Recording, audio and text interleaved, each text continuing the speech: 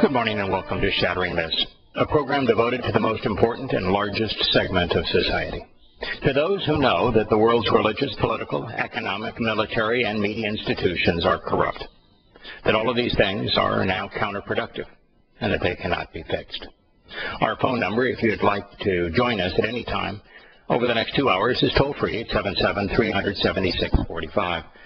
And if we go silent for a moment or two, I understand that there's some technical challenges being worked out at GCN headquarters, and we'll switch from the Comrex voice-over internet protocol to the old standby telephone. We have a unexpected outage, so stay with us. Dateline is Washington, D.C. CNN has picked up the story. This story actually comes out simultaneously with a story about Reverend Wright. Remember Reverend Wright?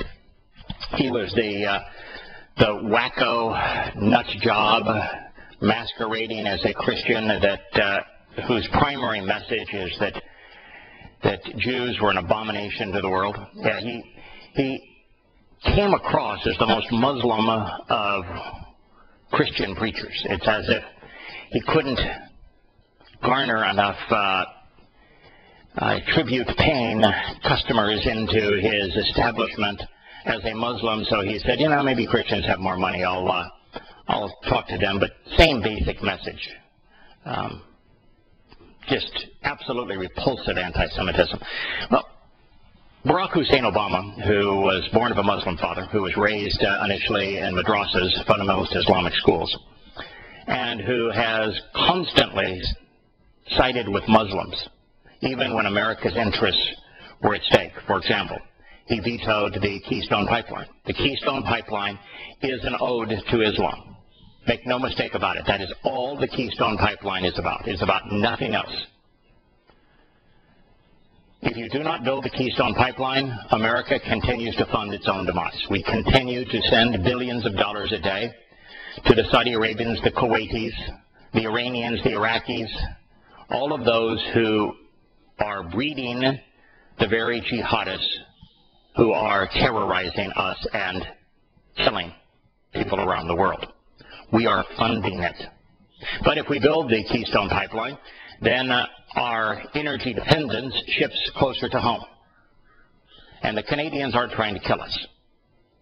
The Canadians are not a majority Muslim country. And so the Keystone Pipeline was just another testament to this man's allegiance with Islam.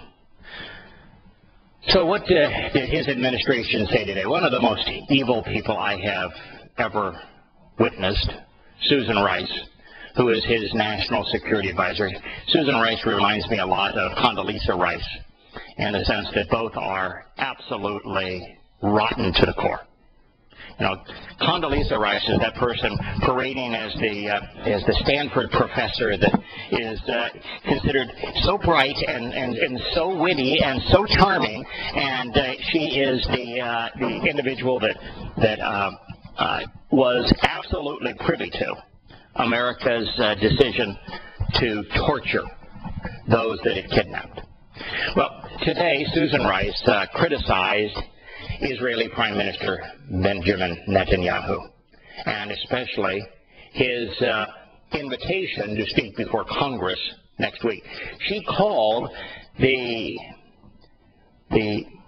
invitation and decision for America's only ally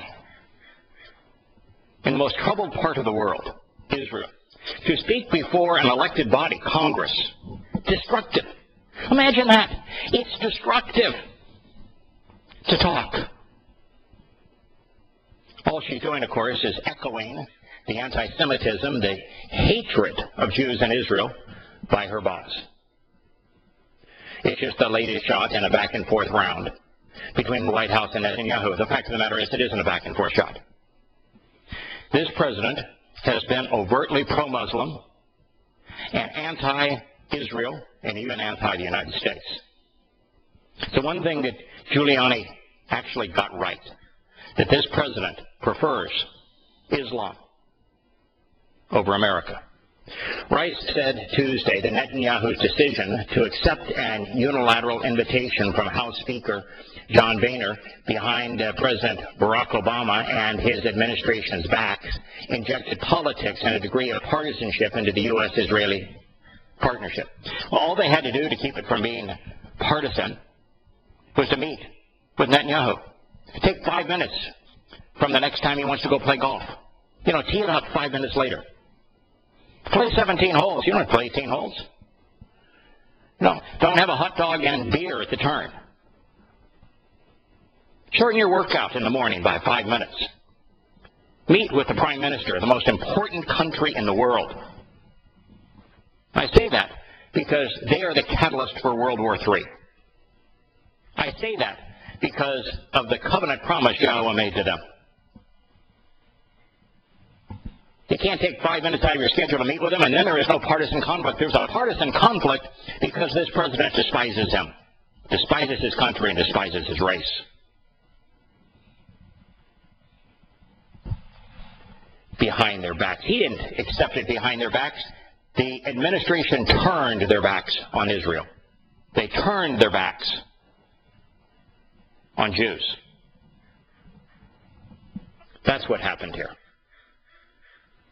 Netanyahu will address Congress next week, where he's expected to sound the alarm over Iran and negotiations underway in Geneva.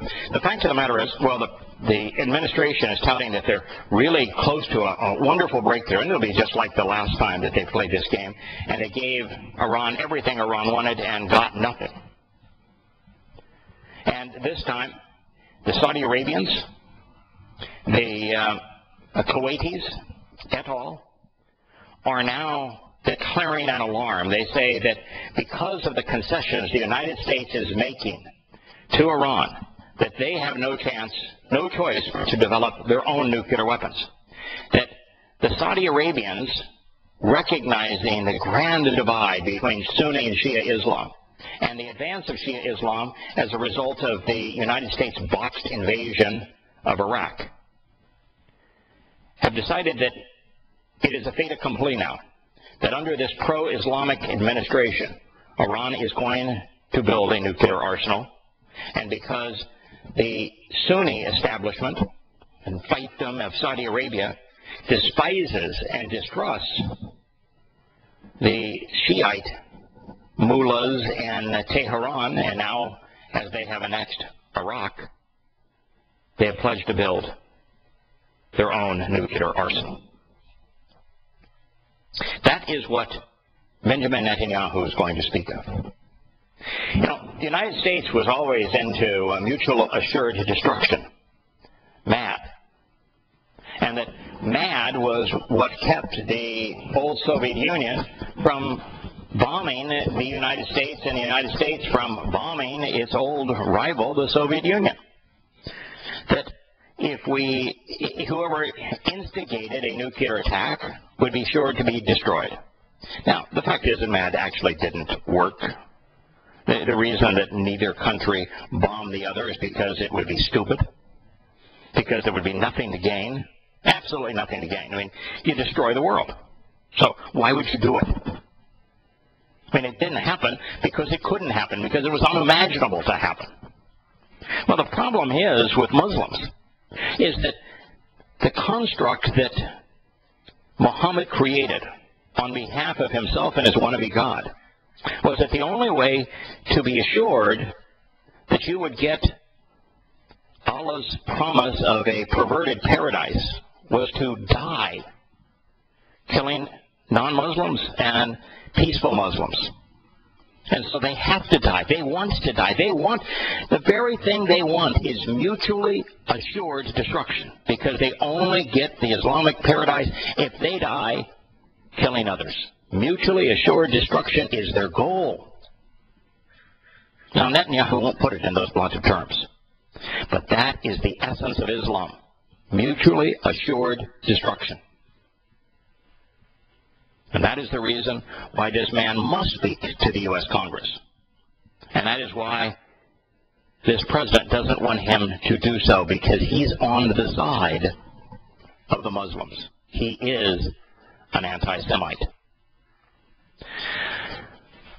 Interesting that the senior State Department official, this one in charge of counterterrorism programs. Now, there is no such thing as a terrorist in the sense of a doctrine.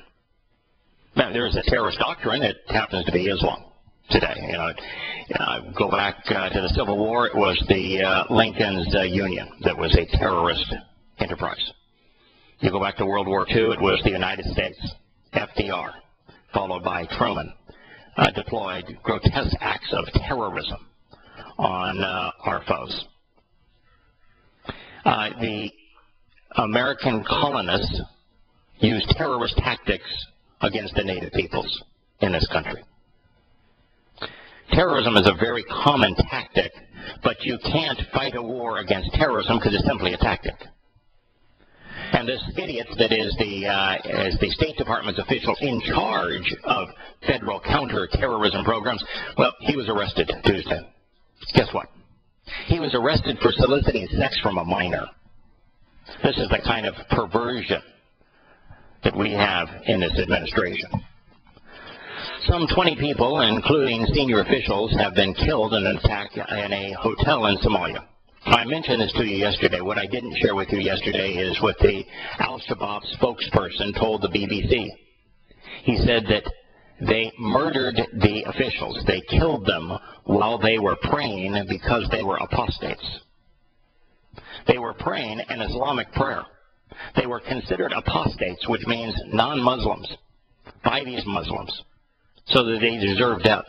Now, what would cause a Muslim who is a jihadist and terrorist, engaged in terrorism, to kill another Muslim? Well, read the Quran. The 9th Surah explains it. The 9th Surah says that if a Muslim isn't engaged in jihad, he ceases to be, or she ceases to be a Muslim. That individual becomes a hypocrite and apostate. And if a Muslim becomes an apostate, the 4th Surah says, kill them. It's really simple. A little bit of research, journalist, wannabe journalist, would have gone a long way in this case. Now we're going to talk about the bombing in the Islamic State of Libya when we return.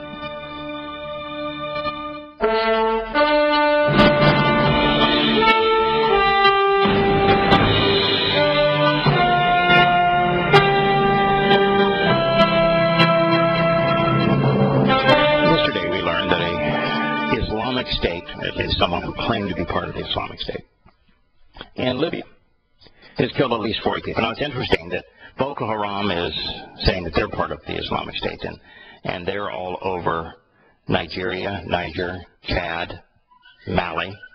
And then you have the Islamic State claiming to have set up themselves in Libya. And just yesterday, a group committed a suicide bombing in Afghanistan under the name the Islamic State. And of course, they're in Syria and they're in Iraq, and it's under the name of the Islamic State that they are terrorizing France and terrorizing Denmark.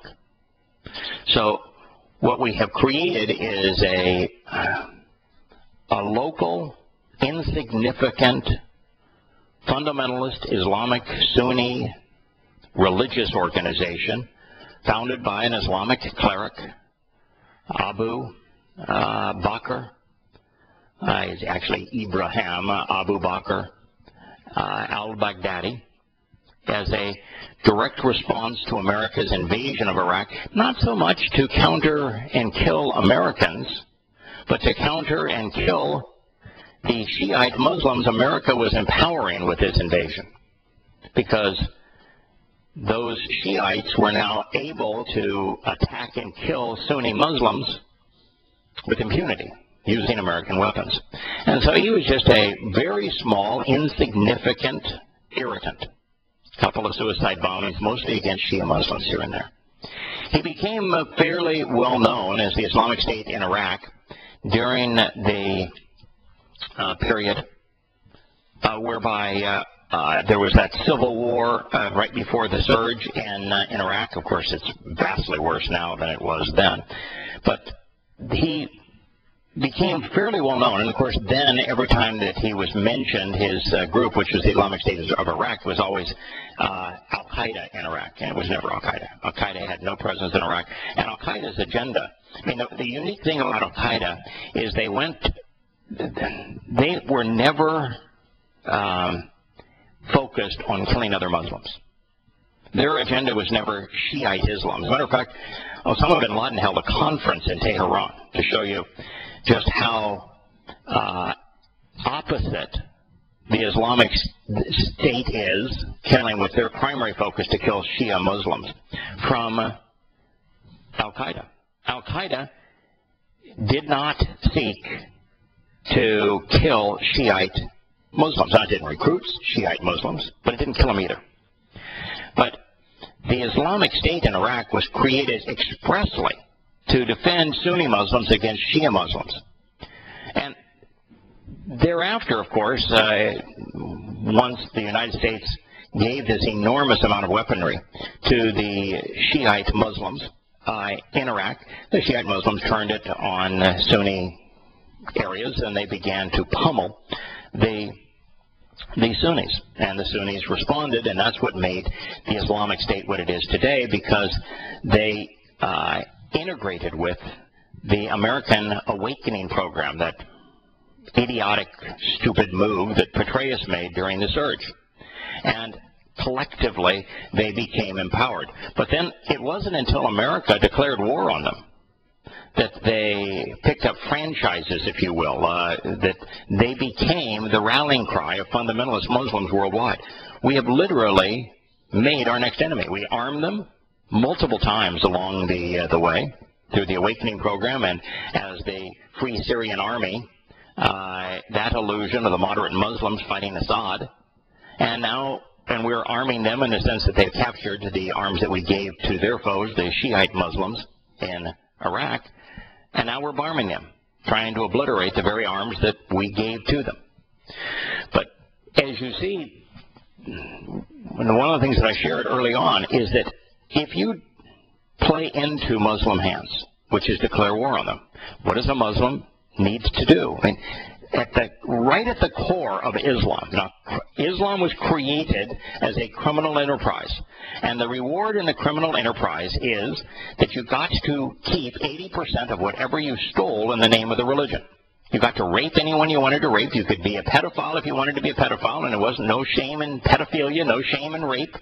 You could enslave whoever you wanted to enslave. You could kidnap and sell off as ransom whomever you captured, and you could steal and keep.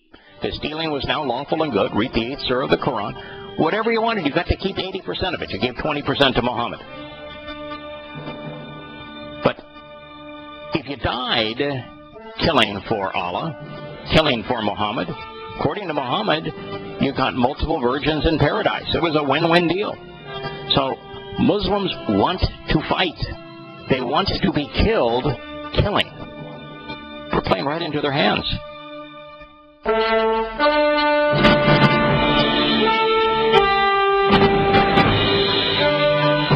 What's interesting about this story with the Islamic State now claiming to be in Libya, and what's fascinating here is that Sunni Muslims, and Sunni is from Sunnah.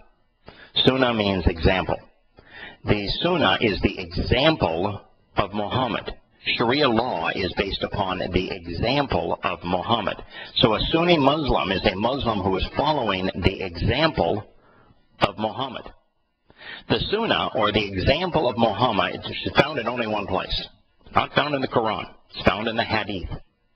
There are only 4 Hadith collections. Hadith means oral report. So the Hadith collections, there's only 4 of them that were committed to paper, that were written down within 250 years of Muhammad's death.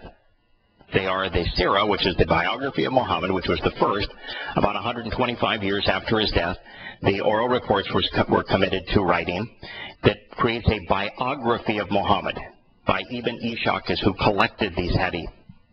It's the most disgusting biography you have ever read. It is far more perverted, more repulsive than the biography of Adolf Hitler. And then Bukhari created a topical arrangement of hadith, only keeping the 3% of hadith that were in absolute accord with the Quran, which, by the way, is hadith. It's an oral report from Muhammad and his companions, passed on by the same people in exactly the same way, covering exactly the same topics. And then Muslim created his topical arrangement of hadith with a great deal of overlap over the previous two. It's just also by subject. And then Tabari created the history of Islam, expanding on what Ibn Ishaq had chronicled. Those are the four. And combined with the Quran, that's all we know about Muhammad. Sunni Muslims are following Muhammad's example. Muhammad was a criminal. He was a thief, an armed robber, a kidnapper, a rapist, a pedophile. Islam is perverted today because Muhammad was perverted. Muhammad said, I have become victorious with terror, because he wasn't just a robber baron. Muhammad wasn't a Robin Hood. No, he stole from everyone, particularly Jews and then Christians, but also Arabs. He robbed everyone within reach, enslaved them, raped them, kidnapped them, tortured them, and he allowed his butchers to keep some 80% of what they captured. So Sunni Muslim is someone who's going to follow that example. That is why they are so repulsive today. Now, of this particular incident, 40 people were killed in this town where very close to where the Egyptians bombed.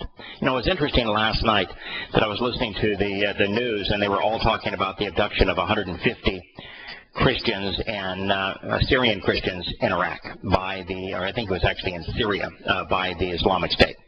So 150 Christians were abducted, kidnapped. They'll be abused. The women will be raped. The men will be killed. The boys will be sold into slavery. And they were talking about, you know, this falls on the heels of the Islamic State murdering 21 Christians in Libya. And by this time, anyone who is even half-witted knows that that video is a complete fraud.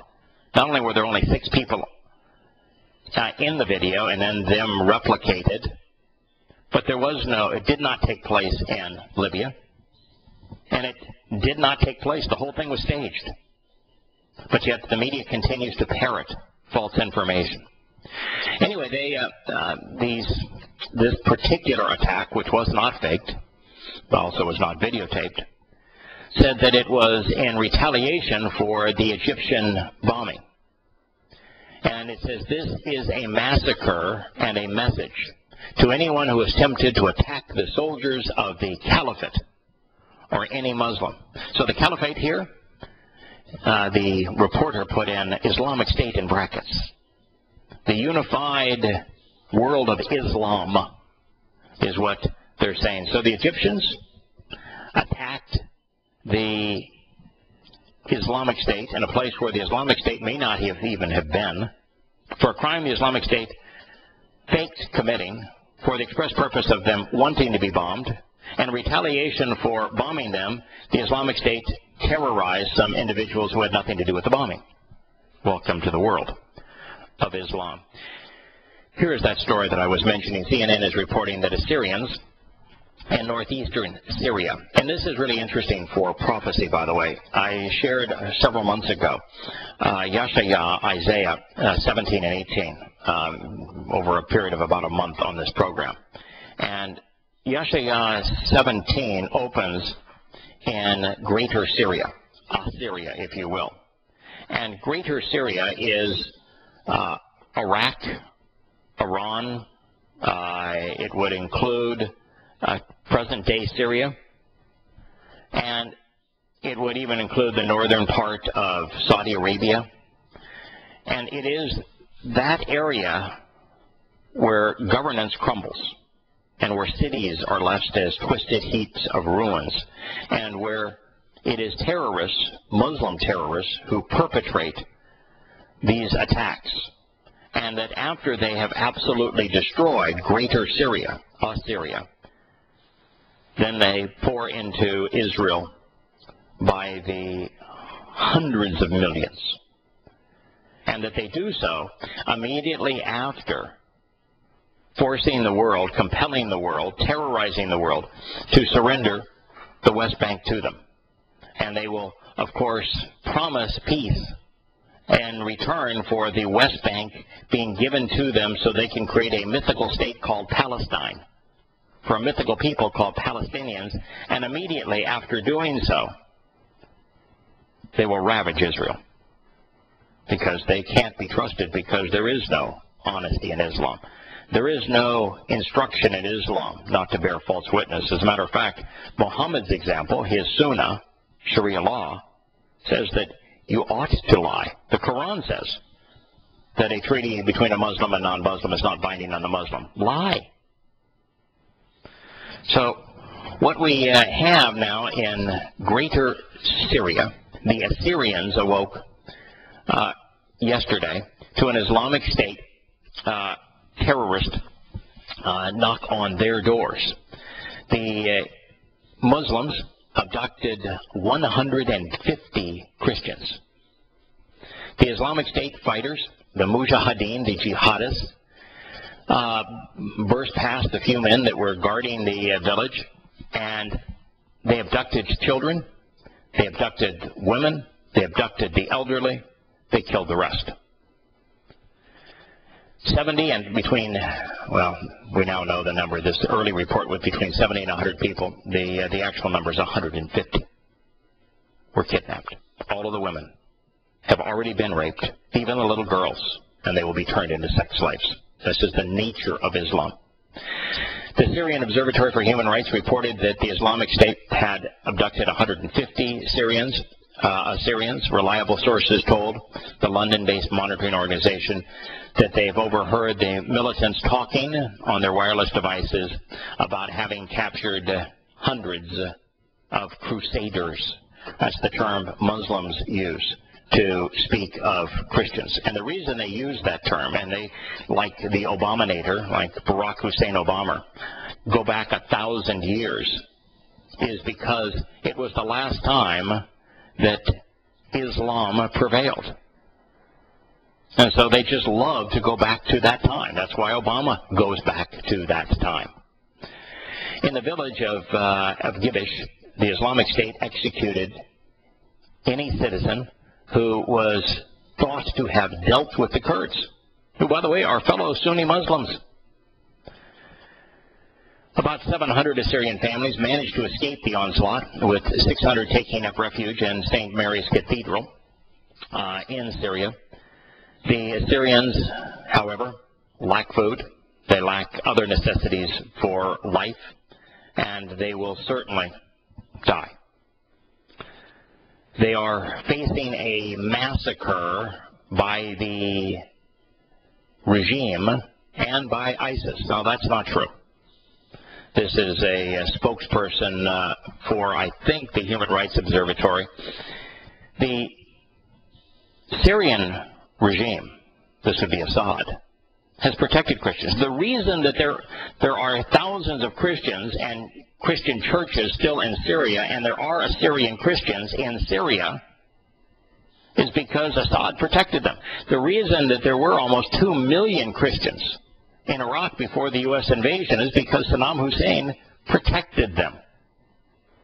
But when America invaded Iraq and gave all the weapons to the Shia Muslims, they began to annihilate them. And then we gave weapons to the Sunni Muslims, they began to annihilate them. And now there's less than 100,000 of the nearly 2 million. Well, the same thing is true here. The Syrian government isn't going to wipe out the Christians. They've protected them. The fundamentalist Muslims who wish to overthrow Assad, that will annihilate them. Since everyone is fighting everyone else, they are all surrounded. You know, this makes it sound like it's a religious war between Christians and Muslims. And that just isn't the case. You know, it's like presenting the Crusades as the Crusaders were the invaders. That's just not the case. Invaders were the Muslims. All the Crusaders were trying to do is reclaim what the Muslims had taken from the Byzantines. Many Mosul residents had fled after this article says Islamist extremists. They're not extremists, they're fundamentalists. Took over the city. It's Iraq's second largest city, speaking of Mosul. At the same time, the Islamic State issued an ultimatum to Christians living there. What do you think the ultimatum was? Convert to Islam, pay a fine and absolute humiliation, or death by the sword.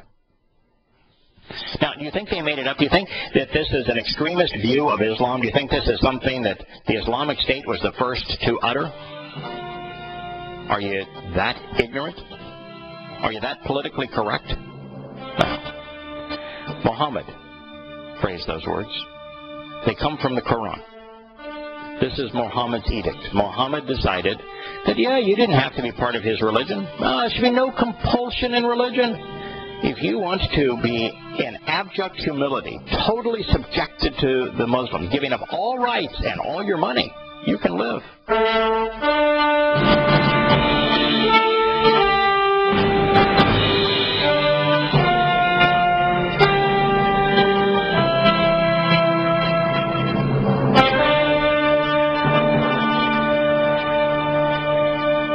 So here now, nearly 4 years in, Syria's civil war is raging, all under the Obama-nator's hand, with UN officials reporting that more than 225,000 people have been killed.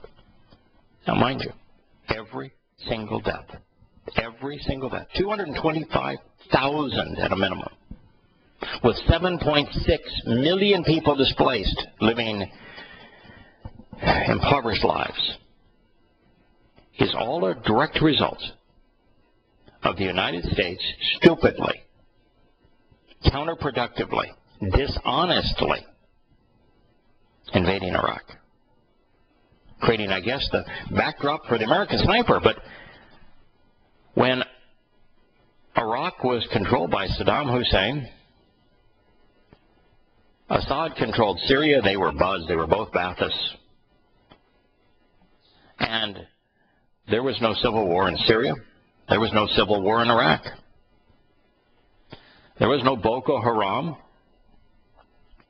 Islamic terrorism was very quiet by comparison to what it is today. But then we invaded Iraq, and we deposed Saddam Hussein, and we gave Iraq to Iran.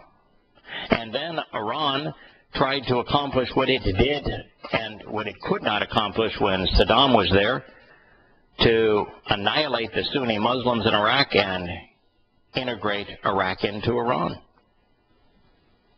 Then Syria came under the control of Iran as well, as a direct result of what America had done stupidly. And then the Saudi Arabians and the Turks and the Kuwaitis and the Qataris all decided, wow, this Shia Islam is way out of whack. Look what America has done. We need to stop it, and we can stop it in Syria because the majority of Syrians are Sunni Muslims. They couldn't stop it in Iraq because the majority of Iraqis are Shia Muslims. And so they began to funnel American arms into Syria. And that is what caused the Syrian civil war. The spark for it, of course, was the Obama-nator's speech in Cairo, where at the birthplace of the Muslim Brotherhood, he told Muslims that this was their time, that they should rise up, that theirs was a great religion. And as a result, there is the Syrian civil war between Sunni and Shiite Islam. Make no mistake, this is not a war between the Free Syrian Army and the Assad regime. This is a war between Sunni and Shia Islam. It was created because of the American invasion of Iraq. America is responsible for all of this. But of course, it's not just Syria. It's also Iraq. It's engaged in the same civil war. The Islamic State, by the way, is now on the outskirts of Baghdad. They have no reason to take Baghdad. It's mostly Shia. But they can sure as hell continue to ramp up the death toll. This then is a dateline from Kandahar, Afghanistan. Gunmen in southern Afghanistan kidnapped 30 members of a Hazara ethnic community. Now, they were Shiite Muslims. The 30 people were kidnapped from 2 vehicles on a major road in Zabul. It's the province.